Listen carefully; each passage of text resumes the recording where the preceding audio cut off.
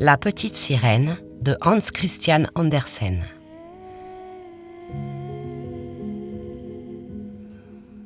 Bien loin sur la mer, l'eau est aussi bleue que le plus bleu des bleuets, et aussi claire que le plus clair cristal. Mais elle est extrêmement profonde. Trop profonde pour qu'une ancre en atteigne le fond. Il faudrait placer bien des rochers l'un sur l'autre pour arriver à la surface.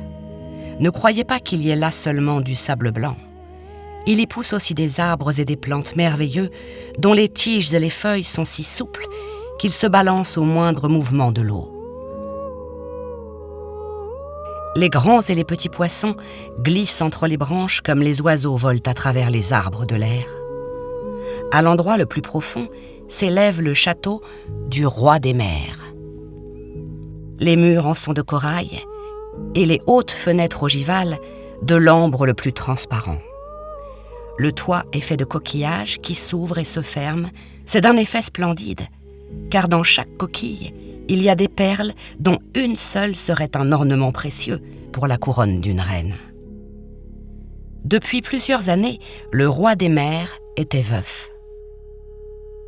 Sa vieille mère gouvernait la cour. C'était une femme sage, mais très fière de sa noblesse. Elle portait sur sa queue 12 huîtres, quand les autres nobles n'en pouvaient porter que 6. Elle avait d'excellentes qualités, mais par-dessus tout, elle aimait du fond du cœur ses petites filles, les princesses de la mer. Elles étaient 6, toutes jolies. La plus belle était la plus jeune.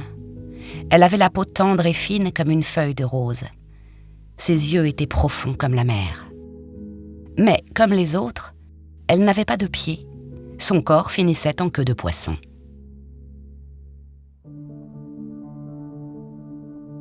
Tout le jour, elle jouait dans les grandes salles où des fleurs vivantes poussaient sur les murs. Les grandes fenêtres d'ambre étaient ouvertes et les poissons entraient en nageant, comme les hirondelles entrent chez nous quand on ouvre les fenêtres. Ils venaient près des petites princesses qui les caressaient. Devant le château était un grand jardin avec des arbres d'un rouge de feu et d'un bleu sombre. Leurs fruits brillaient comme de l'or et leurs fleurs comme des charbons ardents, pendant que leurs tiges se balançaient sans cesse. Le sol était du sable le plus fin, mais bleu comme la flamme du soufre qui brûle. Une merveilleuse lumière bleue éclairait l'ensemble. On pouvait se croire plus vite au milieu des airs, avec le ciel au-dessus et au-dessous de soi, jusqu'au fond de la mer. Quand le vent était calme, on pouvait voir le soleil qui brillait comme une fleur de pourpre, dont le calice aurait répandu des flots de lumière. Chacune des princesses avait un petit jardin où elles pouvaient à sa guise bêcher et planter. Les unes donnaient à leur parterre la forme d'une baleine, d'autres préféraient représenter une sirène. La plus jeune avait fait un cercle semblable au soleil et n'y plantait que des fleurs à l'éclat rouge comme le sien. C'était une enfant bizarre, du reste tranquille et sérieuse. Quand ses sœurs exposaient les objets merveilleux qui avaient sombré avec les bateaux engloutis, elle n'avait jamais voulu avoir, en plus de ces fleurs rouges pareilles au soleil, qu'une belle statue de marbre tombée un jour au fond de la mer et un gentil garçon fait d'une pierre blanche comme la neige. La petite princesse planta près de la statue un saule d'un rose rouge. Il poussa à merveille et fut bientôt couvert d'un feuillage qui, au-dessus du sable bleu, donnait une ombre violette. Mais le plus grand plaisir de la jeune sirène était d'entendre parler des hommes qui vivaient au-dessus d'elle. Il fallait que la grand-mère dît et redît tout ce qu'elle savait des bateaux et des villes, des hommes et des animaux. Ce qui paraissait tout à fait merveilleux à la princesse, c'était que les fleurs de la terre eussent une odeur, car elles n'en avaient pas dans la mer, que les forêts y fussent vertes et que les poissons pussent chanter si joliment sur les arbres qu'on en était ravis. La grand-mère appelait poissons les petits oiseaux, sans quoi la petite sirène n'eût pas compris, n'ayant jamais vu d'oiseaux. « Quand vous aurez 15 ans, ajoutait-elle, vous pourrez monter à la surface de la mer, vous asseoir sur un rocher au clair de lune et regarder passer les grands navires. Vous verrez alors aussi des forêts et des villes de vos propres yeux. » L'année suivante, l'aînée des sœurs eut 15 ans. Mais il y avait une année de différence entre chacune d'elles, et la plus jeune avait ainsi 5 années à attendre avant de quitter le fond de la mer et d'aller voir ce qui se passe à la surface. Mais elles se promirent de se raconter l'une à l'autre ce qu'elles auraient vu et ce qui leur serait arrivé de plus curieux le premier jour. Car la grand-mère ne leur en disait jamais assez. Il y avait quantité de choses sur lesquelles elle désirait avoir des éclaircissements. Cependant, aucune n'était aussi avide de ces nouvelles que la plus jeune des sœurs, celle justement qui avait le plus à attendre et que l'on voyait toujours si calme et si pensive. Souvent, la nuit, elle se mettait à sa fenêtre et regardait à travers l'eau d'un bleu sombre où s'ébattaient les poissons. Elle apercevait la lune et les étoiles. Leur éclat était affaibli, mais aussi, à travers l'eau, elles semblaient plus grosses qu'à nos yeux. Si quelque chose les cachait à sa vue, comme un gros nuage noir, elle savait que c'étaient quelques grosses baleines nageant au-dessus d'elle, ou bien un bateau chargé d'hommes. Ah, certainement, ils ne savaient pas, eux, qu'une gentille petite sirène était là qui tendait ses mains blanches vers la quille de leur bateau. Donc, l'aînée des princesses, lors de ses 15 ans, reçut l'autorisation de monter à la surface de la mer. À son retour, elle eut 1000 choses à raconter. Mais le plus beau, dit-elle, c'était de s'asseoir au clair de la lune sur un banc de sable, quand la mer était calme, de regarder la grande ville située près du rivage où brillaient des centaines de lumières, d'écouter la musique et le bruit des voitures et de la foule, de voir les clochers des églises et d'entendre sonner les cloches. La sœur cadette était toute oreille. Quand elle se remit à sa fenêtre le soir pour regarder à travers l'eau bleu sombre, sa pensée la transporta dans la grande ville où il se faisait tant de bruit, et il lui sembla que le son des cloches arrivait jusqu'à elle. L'année suivante, la seconde sœur eut la permission de monter à la surface de la mer et d'y nager à sa guise. Elle y arriva juste au coucher du soleil. À son avis, c'était ce qu'elle avait vu de plus beau. Tout le ciel, dit-elle, semblait être en or, et les nuages étaient d'une beauté qu'il est impossible de décrire, même approximativement. Ils se coloraient de rouge et de violet. Au-dessus de l'eau, du côté du soleil couchant, volait une bande de cygnes sauvages, semblable à une longue voile blanche. Ils disparurent dans cette direction, puis le soleil s'enfonça dans la mer et les lueurs s'éteignirent sur l'eau et dans les nuages. L'année suivante, la troisième sœur put monter à la surface. C'était la plus hardie des 5. Elle remonta à la nage un grand fleuve qui se jetait dans la mer. Elle vit alors des coteaux plantés de vignes magnifiques. Des châteaux et des villes apparaissaient à travers la forêt. Les oiseaux chantaient et le soleil était si chaud qu'elle dut souvent plonger pour rafraîchir son visage. Dans une petite anse, elle vit des enfants qui s'amusaient à se jeter tout nus dans l'eau. La sirène eût volontiers joué avec eux, mais elle les effraya. Un petit animal noir, un chien, survint. Elle n'en avait jamais vu. Il aboya d'une façon si horrible qu'elle fut saisie d'effroi et regagna vite la haute mer. Jamais, du moins, elle n'oublierait les magnifiques forêts, les coteaux verdoyants, ni les gentils enfants qui nageaient, sans avoir de queue de poisson. La quatrième sœur était plus timide. Elle resta longtemps à se balancer sur les flots, ne trouvant rien de plus beau. Elle pouvait voir à des lieues de distance tout autour d'elle, et le ciel était sur sa tête comme une immense cloche de verre. Elle avait aussi aperçu de loin des navires, mais ils lui avaient fait l'effet de phoques. Par politesse, des dauphins avaient fait des cabrioles devant elle et de grosses baleines avaient lancé de l'eau par leurs naseaux, si bien qu'il lui semblait être entouré par des centaines de fontaines jaillissantes. Vint le tour de la 5e sœur. Son anniversaire était en hiver. Aussi vit-elle des choses que ses sœurs n'avaient pas vues dès la première fois. La mer semblait toute verte. Autour d'elle flottaient d'énormes icebergs qui, selon son expression, brillaient comme des perles, mais étaient plus grands que le clocher de n'importe quelle église. Ils avaient les formes les plus bizarres et rayonnaient comme des diamants. La princesse se plaça sur l'un des plus grands. Les poissons nageaient tout autour pendant qu'elle était assise sur le dessus et que le vent jouait dans ses cheveux. Vers le soir, le ciel se couvrit de nuages. Il fit des éclairs et du tonnerre. Les vagues noires soulevaient les grosses masses de glace qui resplendissaient à la lueur des éclairs. Tous les vaisseaux larguèrent leurs voiles. Partout régnait l'angoisse. La petite sirène, elle, restait tranquillement assise sur son iceberg et contemplait les éclairs qui se brisaient sur la mer écumante.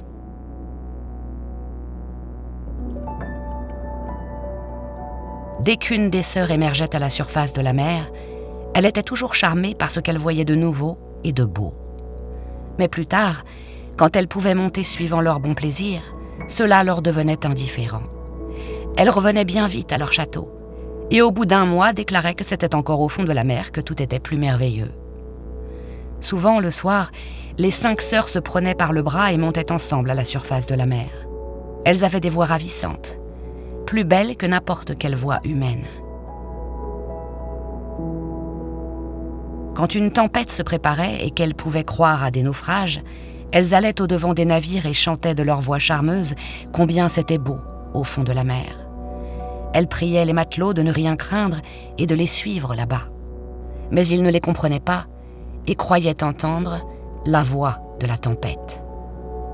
Du reste, ils ne voyaient jamais les splendeurs sous-marines car, lorsque leur navire sombrait, ils se noyaient et ce n'étaient que des cadavres qui descendaient au fond des eaux.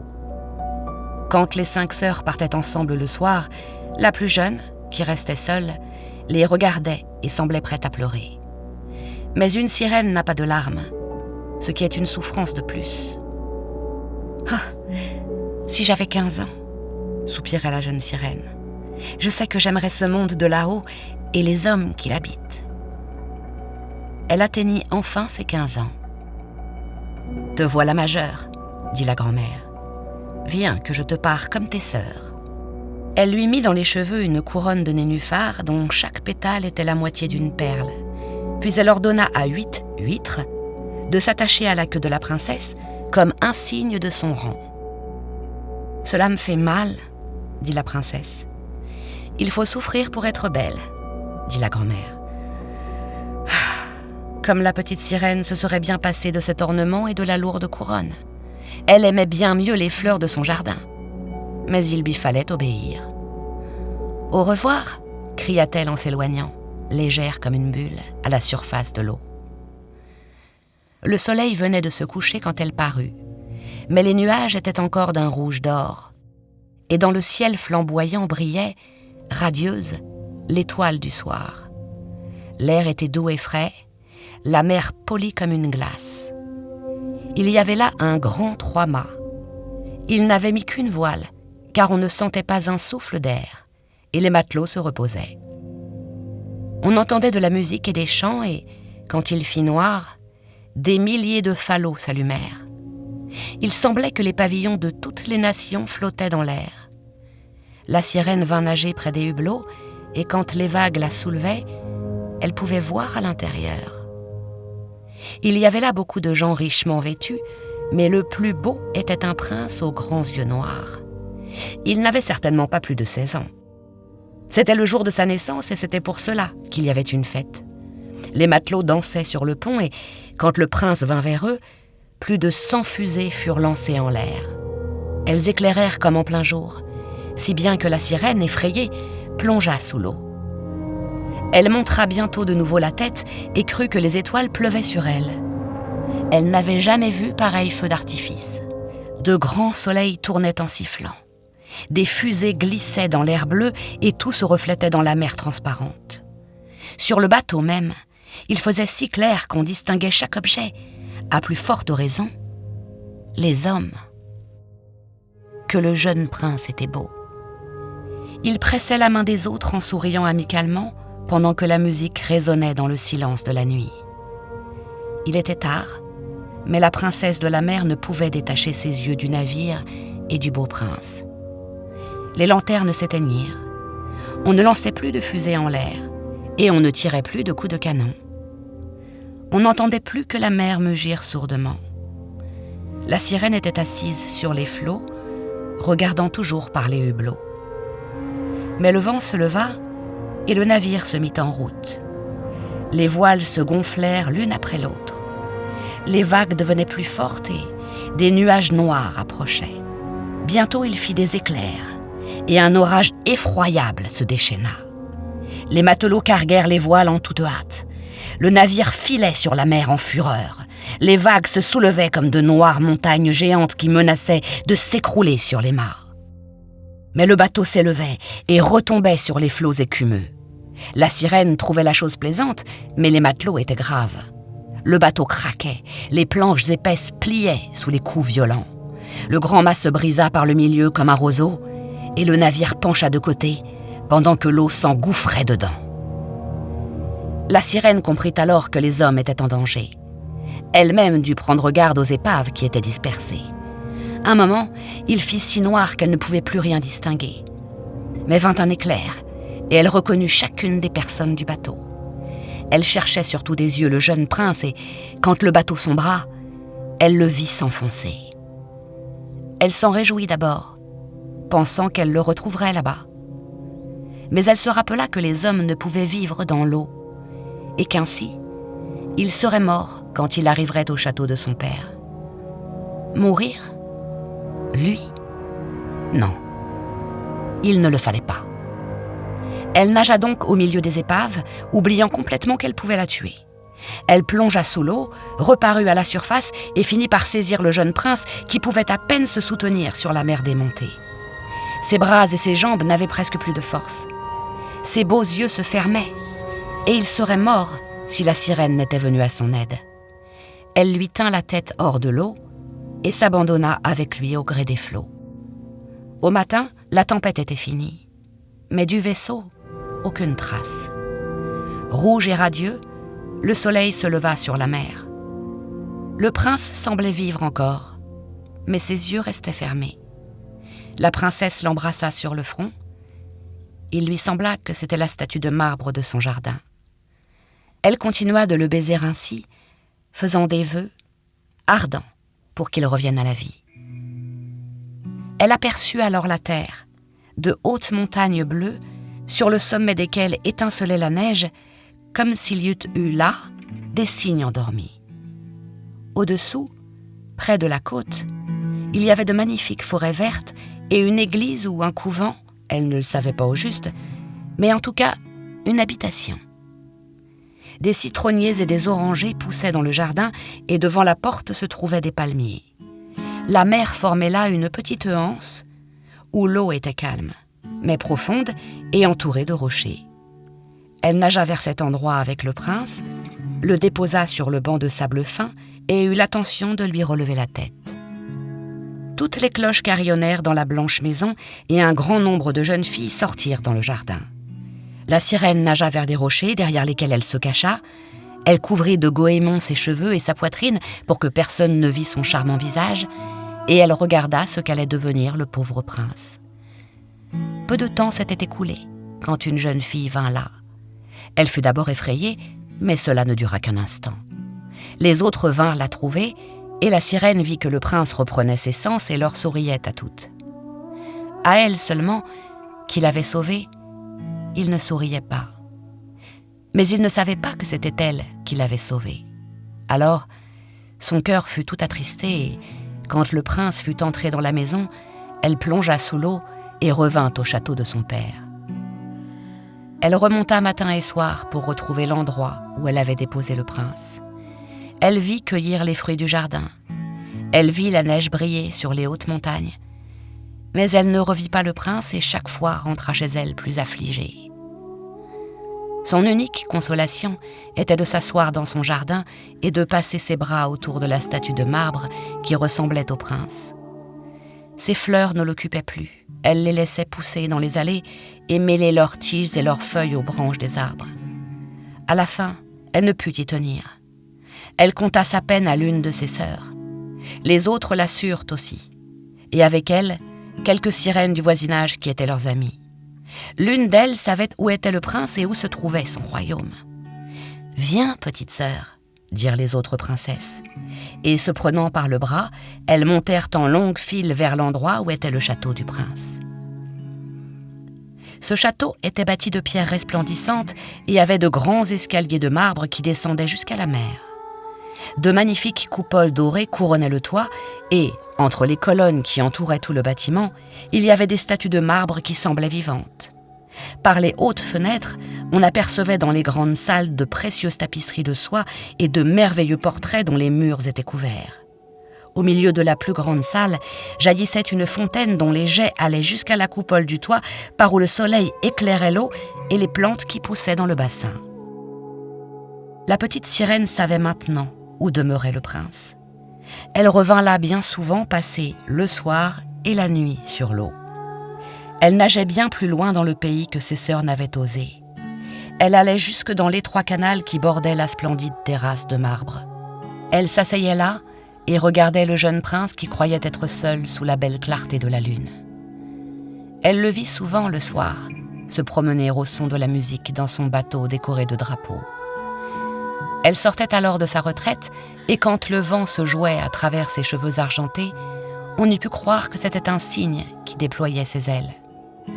Souvent, quand les pêcheurs allaient à la pêche au flambeau, elle entendait dire du bien du prince, et elle était heureuse de lui avoir sauvé la vie quand il était ballotté à moitié mort au milieu des vagues. Et elle se rappelait avec quelle joie elle avait pressé sa tête sur sa poitrine et l'avait couverte de baisers. Mais lui ne savait rien de cela et ne pouvait la consoler. De plus en plus, elle aimait les hommes. De plus en plus, elle souhaitait pouvoir vivre parmi eux, dont le monde lui semblait plus grand que le sien. Ils pouvaient voguer en bateau sur la mer, gravir les hautes montagnes jusque dans les nuages. Leur pays, avec les forêts et les champs, s'étendait plus loin que les regards. Il y avait tant de choses qu'elle voulait savoir et auxquelles ses sœurs ne pouvaient répondre. Elle alla trouver sa grand-mère, qui connaissait très bien le monde d'en haut. Elle l'appelait le pays d'au-dessus la mer. Quand les hommes ne se noient pas, peuvent-ils vivre éternellement ? Demanda-t-elle. Ne meurent-ils pas, comme nous autres, sous la mer ? Si, dit la vieille, il leur faut mourir, et leur vie ne dure pas tant que la nôtre. Nous pouvons vivre 300 ans, mais quand notre vie cesse, nous sommes changés en écume, et nous n'avons pas notre tombe au milieu de ceux que nous aimons. Notre âme n'est pas immortelle, c'est pourquoi nous n'avons pas une seconde vie. Nous sommes comme les algues, coupées, elles ne reverdissent plus. Les hommes, au contraire, ont une âme immortelle, qui survit même quand le corps est dans la tombe. Elle monte alors à travers les airs jusqu'aux étoiles étincelantes. De même que nous montons à la surface de l'eau pour regarder la terre, de même l'âme humaine s'envole dans les régions qu'il ne nous est pas donné de voir. Pourquoi n'avons-nous pas reçu d'âme immortelle ? Demanda tristement la sirène. Je donnerais bien mes 300 années de vie pour être un homme pendant un jour et avoir ma part du monde céleste. Il ne faut pas y songer, dit la vieille. Du reste, nous sommes bien plus heureux que les hommes. Il me faudra donc mourir et devenir écume ? Alors, je n'entendrai plus le chant des vagues ? Je ne verrai plus les belles fleurs ni le soleil rouge ? Non, dit la vieille, à moins qu'un homme ne t'aime à ce point que tu sois plus pour lui que père et mère. S'il te donne toutes ses pensées et tout son amour, et qu'un prêtre mette sa main droite dans la tienne pour vous unir à tout jamais, son âme passera en toi, et tu obtiendras une part de la félicité réservée aux hommes. Mais cela ne saurait arriver. Ce que nous trouvons si beau ici-bas, dans la mer, notre queue de poisson, passe sur terre pour affreux. Pour être beau parmi les hommes, il faut avoir 2 lourds pieds qu'ils nomment jambes. La sirène soupira et regarda tristement sa queue. « Viens, dit la vieille, nous allons nous amuser. Dansons et sautons pendant les 300 ans de notre vie. C'est vraiment bien assez. Allons, viens. Ce soir, il y a un grand bal au château. » On avait en effet déployé une magnificence dont on n'a pas la moindre idée sur terre. Les murs et les plafonds de la grande salle de danse étaient de verre épais, mais transparent. Plusieurs centaines de moules gigantesques, rouges et vertes, étaient placées de chaque côté de la salle, et près de chacune était un flambeau de lumière bleue. Elles éclairaient aussi la salle qui semblait être une mer de lumière. On pouvait voir des milliers de petits et de gros poissons nager contre les murs de verre. Certains avaient des écailles pourpres et d'autres argent et or. Au milieu de la salle passait un large courant sur lequel dansaient les habitants et les habitantes de la mer au doux son de leur propre chant. Les hommes n'ont pas de si belle voix. La plus ravissante était celle de la jeune princesse. Toute la cour l'applaudit. Un instant, elle se sentit transportée de joie à la pensée qu'elle avait la plus belle voix qui fût sur terre et sur mer. Mais bientôt, elle songea au monde d'au-dessus. Elle ne pouvait oublier ni le jeune prince, ni sa douleur de ne pouvoir avoir une âme immortelle. C'est pourquoi elle s'enfuit du château de son père, et pendant qu'on chantait et s'amusait, elle alla s'asseoir, désolée, dans son petit jardin. Elle entendit tout à coup des sons qui venaient à elle à travers les eaux. « C'est certainement celui auquel je pense toujours, dit-elle, celui que j'aime plus que père et mère, celui en qui je remets ma destinée. Je veux tout oser pour l'avoir et avoir une âme immortelle. Tandis que mes sœurs dansent dans le château de mon père, j'irai trouver la sorcière de la mer devant qui j'ai tremblé d'effroi jusqu'à ce jour. Elle pourra peut-être me conseiller et m'aider. » Là-dessus, elle sortit du jardin et se rendit au gouffre mugissant au fond duquel demeurait la sorcière. Elle n'avait jamais pris cette route. Il n'y avait là ni fleurs ni algues.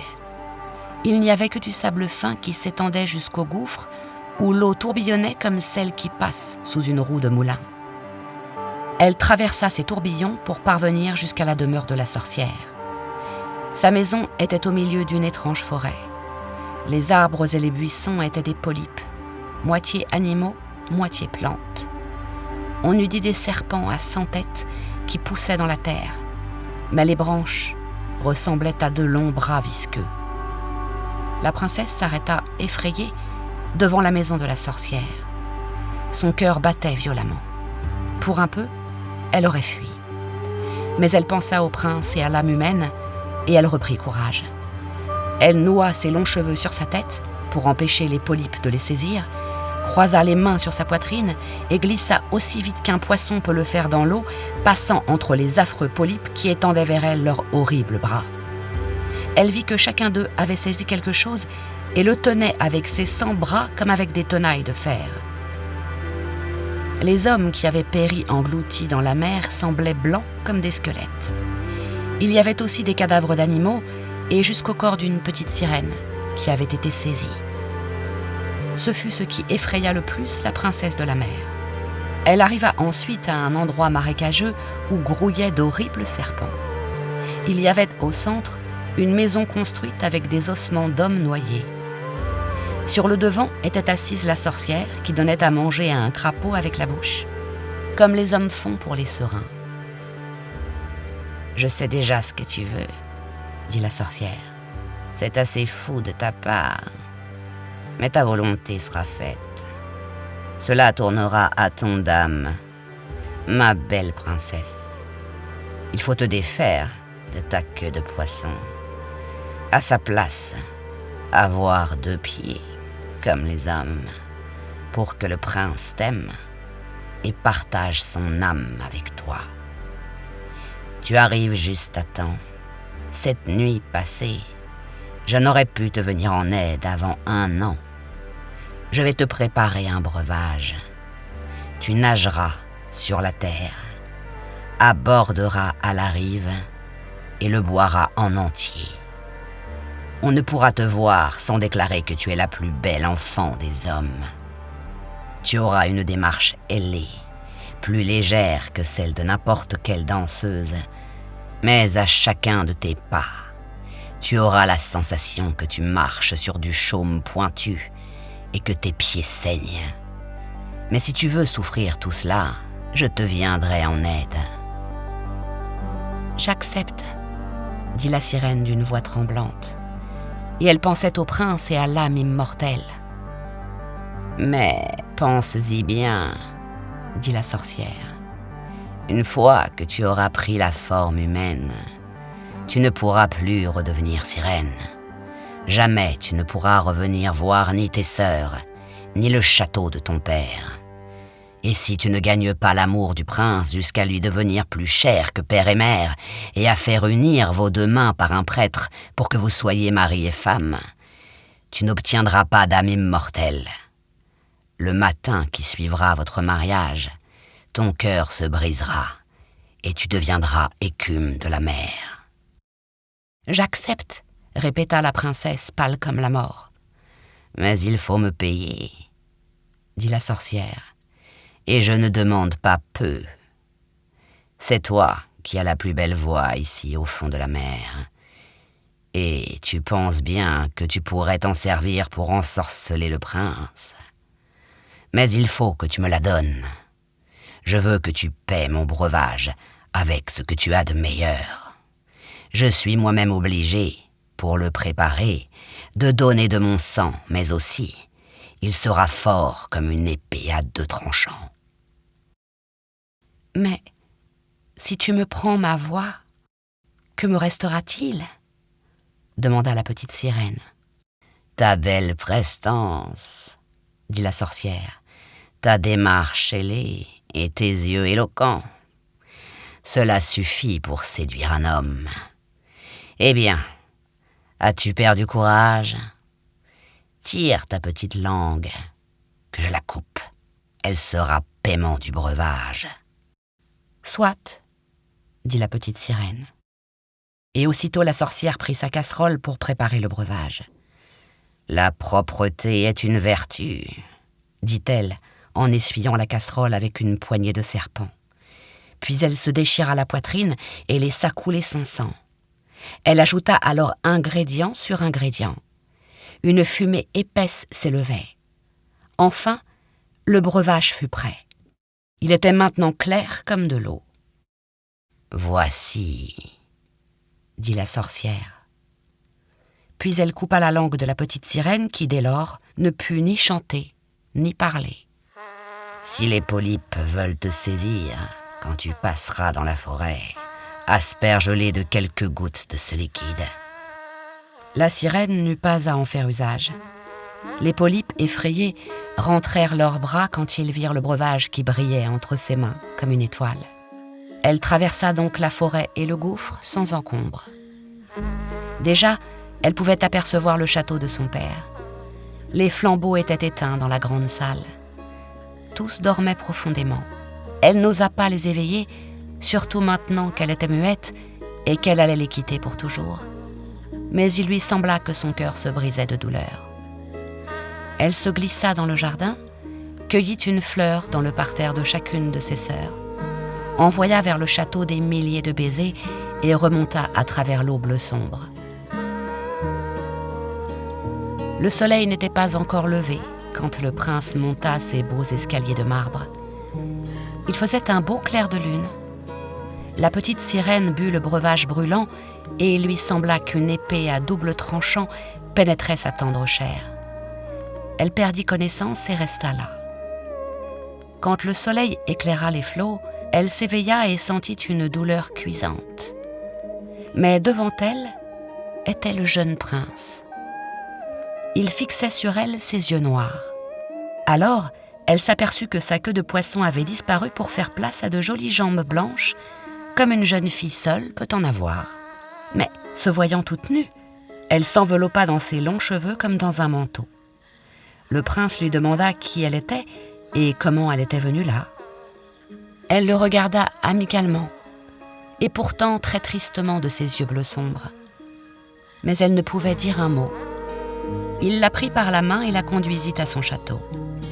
À chaque pas qu'elle faisait, il lui semblait, comme la sorcière le lui avait prédit, marcher sur des aiguilles pointues et sur du chaume piquant. Mais elle endura la douleur sans se plaindre. Elle marcha près de lui légère comme une bulle de savon et lui, comme les autres, admira sa démarche ailée. Elle fut vêtue d'habits de soie et de mousseline. Elle était la plus belle du château, mais elle ne pouvait ni parler ni chanter. De belles esclaves vêtues de soie et d'or vinrent chanter devant le prince et ses royaux parents. Elles chantaient toutes mieux l'une que l'autre, et le prince donnait le signal des applaudissements en frappant des mains. La petite sirène était très affligée. Elle savait qu'elle chantait bien mieux encore, et pensait « S'il savait que j'ai donné ma voix à tout jamais pour être ici, près de lui. » Après cela, les esclaves dansèrent au son de la plus délicieuse musique. Alors, la sirène leva ses beaux bras blancs, se dressa sur la pointe des pieds et, frôlant le sol, se mit à danser si joliment qu'on n'avait jamais rien vu de semblable. À chaque mouvement, sa beauté se faisait mieux valoir et ses yeux parlaient plus au cœur que le chant des esclaves. Tous étaient ravis, surtout le prince qui l'appelait son enfant trouvé. Mais elle continuait à danser, bien que, chaque fois qu'elle touchait la terre, il lui semblait marcher sur du chaume. Le prince lui dit qu'elle resterait chez lui, et elle obtint la permission de dormir devant sa porte sur un coussin de velours. Il lui fit faire des vêtements d'homme pour qu'elle pût l'accompagner à cheval. Ils se promenèrent ainsi à travers les forêts odorantes où les branches vertes lui caressaient les épaules pendant que les oiseaux chantaient dans le feuillage. Elle gravit avec le prince les hautes montagnes et quand ses pieds étaient tellement ensanglantés que les autres s'en apercevaient, elle souriait et continuait à monter avec le prince jusqu'à ce qu'ils vissent les nuages au-dessus d'eux comme un vol d'oiseaux qui partent vers les pays chauds. Dans le château du prince, quand tous les autres dormaient, elle se plaçait sur les larges escaliers de marbre au bord de la mer et rafraîchissait ses pieds brûlants dans l'eau froide. Cela lui faisait du bien et lui rappelait les siens là-bas, dans les profondeurs. Une nuit, ses sœurs parurent tout à coup, se tenant par le bras sur la surface de la mer. Elles chantaient de douces chansons tout en nageant. La petite sirène leur fit signe. Elles la reconnurent et lui racontèrent combien elles avaient été désolées de son départ. Dès lors, elles revinrent chaque nuit, et une fois même, elle aperçut sa vieille grand-mère qui, depuis bien des années, n'était point venue à la surface de la mer. Elle vit aussi le roi des mers, avec sa couronne d'or sur la tête. Tous les deux tendirent les mains vers elle, mais n'osèrent pas approcher de terre autant que ses sœurs. Chaque jour, la jeune sirène s'attacha au prince davantage. Et lui l'aimait comme on aime une enfant bonne et douce. Mais il ne pensait pas du tout à la prendre pour reine. Et pourtant, il fallait qu'elle fût sa femme pour gagner une âme immortelle. Sans cela, elle deviendrait de l'écume de mer le jour où il se marierait. « Ne m'aimes-tu pas mieux que toutes les autres ?» semblaient dire les yeux de la petite sirène quand il la serrait dans ses bras et la baisait sur le front. « Oui, tu es celle que je préfère, » disait le prince, « car tu as un excellent cœur, tu es ma meilleure amie, et tu ressembles à une jeune fille que j'ai vue un jour, mais que je ne reverrai sans doute jamais. J'étais sur un navire qui sombra. Les vagues me jetèrent sur le rivage près d'un temple où de nombreuses jeunes filles étaient vouées au service de Dieu. La plus jeune me trouva sur le rivage et me sauva de la mort. Je ne l'ai vue qu'une fois, mais elle est la seule que je puisse aimer. Tu lui ressembles, et tu fais renaître en moi son image. Elle est vouée au service du temple, mais elle t'a envoyé à moi comme un message d'amitié. Nous ne nous rencontrerons jamais. » Ah, il ne sait pas que c'est moi qui lui ai sauvé la vie, pensa la petite sirène. Je l'ai porté à travers les vagues jusque dans la forêt où est le temple.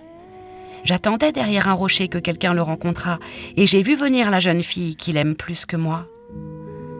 Elle soupira profondément, car elle ne pouvait pleurer. « Cette jeune fille est vouée au temple, a-t-il dit, se dit-elle ensuite. Elle n'en sortira donc jamais, et ils ne se rencontreront pas. Mais moi, je suis chez lui et je le vois chaque jour. Je veux le servir, l'aimer et lui consacrer ma vie. » Cependant, on parla du mariage du prince. Il allait épouser, disait-on, la belle-fille du roi voisin. C'est pourquoi on équipa un superbe bateau. Le prince dit qu'il veut visiter le pays du roi, disait le peuple, mais il veut seulement voir sa fille. Il emmène avec lui une nombreuse escorte. La sirène secouait la tête en souriant. Elle connaissait mieux que personne les intentions du prince. « Oui, lui avait-il dit, c'est pour voir la princesse que je pars. Mes parents m'y obligent, mais ils ne me forceront pas à la ramener comme fiancée. Je sais par avance que je ne peux l'aimer. Elle ne ressemble certainement pas à une jeune fille du temple. Si je devais jamais prendre une fiancée, ce serait toi, ma chère enfant trouvée. Toi qui es semblable à elle et dont les yeux parlent, à défaut de tes lèvres. Tu n'as pas peur de la mer, n'est-ce pas, ma petite muette ? Lui demanda-t-il, quand fut prêt le bateau qui devait l'emmener. Là-dessus, il parla de la tempête, des accalmies, des merveilleux poissons de la mer. Elle souriait à ce récit. Elle savait mieux qu'aucun homme ce qui se passait dans les profondeurs. Une nuit de clair de lune, alors que tout le monde dormait, sauf le pilote, elle se pencha par-dessus bord et regarda à travers l'eau transparente. Elle crut apercevoir le château de son père. Sa vieille grand-mère était là, qui regardait la quille du bateau à travers les ondes farouches. Tout à coup, ses sœurs émergèrent à la surface de l'eau et, la regardant tristement, tendirent les mains vers elle. Elle leur fit un signe de la main et voulut leur expliquer qu'elle était heureuse, mais à ce moment le mousse survint et les sœurs plongèrent sous l'eau. Le jeune garçon crut que c'était seulement l'écume des vagues. Le lendemain matin, le bateau arriva dans le port de la capitale du pays voisin. Toutes les cloches sonnaient. Les soldats, drapeaux au vent et la baïonnette au canon, faisaient la parade. Chaque jour, il y eut de nouvelles fêtes. Les bals et les réunions se succédèrent, mais la princesse n'était pas encore là. On disait qu'elle était au loin dans un temple où on l'instruisait dans toutes les vertus royales. Enfin, elle arriva. La sirène était curieuse de voir la beauté tant célébrée. Elle dut le reconnaître, jamais elle n'avait vu personne plus aimable. Elle avait la peau tendre et fine et, derrière de longs et noirs sourcils, des yeux bleus sombres qui étincelaient. « C'est toi !» s'écria le prince. « C'est toi qui m'as sauvée quand j'étais inanimée sur le rivage. » Et il pressa sa fiancée entre ses bras. « Que je suis heureux, dit-il à la sirène. Le plus grand bonheur que j'eusse pu rêver m'est accordé. Tu t'en réjouiras avec moi, toi, la meilleure de mes amies. » La princesse de la mer baisa la main du prince, mais elle sentait son cœur se briser. Le jour du mariage, elle serait vouée à la mort et changée en écume de la mer. Toutes les cloches furent mises en branle. Les héros parcouraient les rues et publiaient le mariage. Sur tous les autels brûlaient des huiles odoriférantes dans de précieuses lampes d'argent. Les prêtres balançaient les encensoirs. Les deux mariés, la main dans la main, reçurent la bénédiction de l'évêque. La petite sirène, vêtue de soie et d'or, porta la traîne de la princesse. Mais ses oreilles n'entendirent pas la magnifique musique et ses yeux ne virent pas la cérémonie sainte. Elle pensait à sa nuit de mort et à tout ce qu'elle perdait en ce monde. Le soir même, les deux époux se rendirent à bord du bateau. Les canons tonnaient, les drapeaux flottaient. Au milieu du bateau était dressée la tente royale décorée d'or et de pourpre. C'est là que les deux mariés devaient dormir dans la nuit silencieuse. Le vent gonfla les voiles et le bateau glissa sur la mer transparente. Quand il fit sombre, on alluma des torches et les matelots dansèrent gaiement sur le pont. La petite sirène se rappela le soir où, pour la première fois, elle était montée à la surface de la mer et où elle avait vu une fête magnifique et joyeuse comme celle d'aujourd'hui. Elle eut le courage de danser, légère comme une hirondelle. Elle se fit admirer de tous. Jamais elle n'avait si bien dansé. Il lui semblait danser sur du chaume piquant, mais elle ne le sentait pas. Une douleur plus cuisante étreignait son cœur. Elle savait que c'était le dernier soir où elle voyait celui pour lequel elle avait quitté ses parents et son palais, donné sa belle voix et chaque jour supporté des tourments infinis sans que personne s'en fût douté. C'était le dernier soir où elle respirait le même air que lui, où elle voyait la mer profonde et le ciel constellé. Une nuit profonde et éternelle, sans conscience et sans rêve, l'attendait, puisqu'elle n'avait pas d'âme immortelle et ne pouvait en obtenir une. Tout fut en fête sur le bateau jusqu'au milieu de la nuit. La pauvre petite sirène riait et dansait avec la mort dans l'âme. Le prince embrassait sa belle fiancée. Elle jouait avec ses noirs cheveux et, se donnant le bras, ils allèrent prendre leur repos sous la magnifique tente. Tout devint silencieux sur le bateau. Seul le pilote était au gouvernail. La petite sirène passait son bras autour des cordages et regardait vers l'Orient les lueurs de l'aurore. Elle savait que le premier rayon du soleil lui donnerait la mort. Tout à coup, elle vit ses sœurs émerger de l'eau. Elles avaient l'air aussi pâles qu'elles-mêmes. Leurs longs cheveux ne flottaient plus au vent. Ils étaient coupés. « Nous les avons donnés à la sorcière pour te sauver de la mort aujourd'hui. Elle nous a donné un poignard. Le voici. Vois comme il est acéré. Avant que le soleil se lève, il faut que tu le plonges dans le cœur du prince. Sitôt que le sang coulera sur tes pieds, ils se changeront en queue de poisson. Tu redeviendras sirène. Tu sauteras dans la mer et tu pourras y vivre tes 300 ans, jusqu'au jour où tu seras changé en écume de mer. Mais presse-toi, lui ou toi, vous devez mourir avant que le soleil se lève. Notre grand-mère a tant de peine à ton sujet que ses cheveux gris sont tombés, comme les nôtres, sous les ciseaux de la sorcière. Tue le prince et reviens, mais presse-toi. Vois-tu cette raie rouge à l'horizon ? Dans quelques minutes, le soleil va se lever et tu mourras. » Elles soupirèrent profondément et plongèrent dans la mer. La sirène écarta la tenture de pourpre de la tente et vit la jeune fiancée qui reposait sur la poitrine de son époux. Elle se baissa et embrassa son beau front, regarda le ciel où les lueurs de l'aube s'empourpraient toujours davantage, considéra le poignard qu'elle tenait à la main, puis reporta ses regards sur le prince qui, en rêve, prononçait le nom de sa fiancée. Oui, elle seule occupait sa pensée. Le poignard tremblait dans la main de la petite sirène. Soudain, elle le lança dans les flots. On vit rejaillir comme des gouttes de sang d'un rouge sombre. Une dernière fois, elle regarda le prince, puis elle se jeta dans la mer et sentit son corps devenir écume. Au même instant, le soleil se levait sur la mer. Ses rayons doux et chauds tombèrent sur l'écume morte et froide, et la sirène ne sentit pas la mort. Elle vit le clair soleil. Au-dessus d'elle, planaient des centaines d'êtres transparents à travers lesquels elle pouvait voir les voiles blanches du bateau et les brillants nuages rouges. Le langage de ces êtres était mélodieux, mais si éthéré qu'aucun homme ne peut le percevoir, comme aucun œil terrestre ne peut les voir. Sans elle, ils se soutenaient par le seul effet de la légèreté. La petite sirène vit bientôt qu'elle-même avait une forme semblable à la lueur et qu'elle sortait de plus en plus de l'écume de la mer. « Où suis-je » demanda-t-elle avec une voix semblable à celle des êtres aériens, si éthérée qu'aucune voix humaine ne saurait lui être comparée. « Parmi les filles de l'air, dirent les autres, les sirènes n'ont point d'âme immortelle et ne peuvent en obtenir une que si elles gagnent l'amour d'un homme. Leur existence éternelle dépend d'un autre. Nous, filles de l'air, nous n'avons pas non plus d'âme immortelle, mais par de bonnes actions, nous pouvons en acquérir une. Nous volons vers les pays chauds où sévit la peste. Nous y venons au secours des hommes.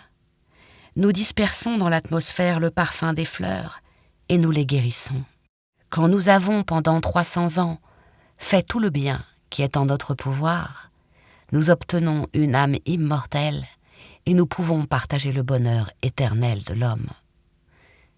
Et moi, toi, pauvre petite sirène, tu as tellement souffert et fait de bien que tu t'es élevée au rang de fille de l'air et que tu peux maintenant, en faisant de bonnes actions pendant 300 ans, obtenir une âme immortelle.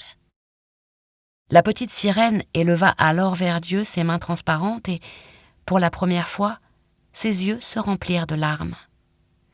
Sur le bateau, le bruit et l'animation reprenaient. Elle vit le prince et la belle princesse qui la cherchaient. Inquiet, il regardait l'eau écumante, comme s'il savait qu'elle s'était jetée dans les flots. Invisible, la sirène baisa le front de la princesse, sourit au prince et s'envola avec les autres filles de l'air sur un nuage rouge qui passait dans le ciel. Dans 300 ans, nous planerons ainsi dans le royaume de Dieu. Nous pouvons y être avant, dit une des filles de l'air. Et comment ? Reprit la petite sirène. Nous nous glissons invisibles dans les maisons des hommes, où il y a des enfants, et chaque fois que nous en trouvons un gentil qui fait la joie de ses parents et mérite leur amour, Dieu abrège notre temps d'épreuve.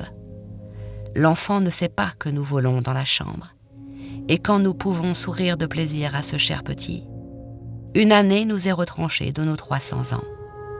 Mais chaque fois que nous trouvons un enfant malhonnête et méchant, Il nous faut verser des larmes de tristesse, et notre temps d'épreuve est allongé d'un jour.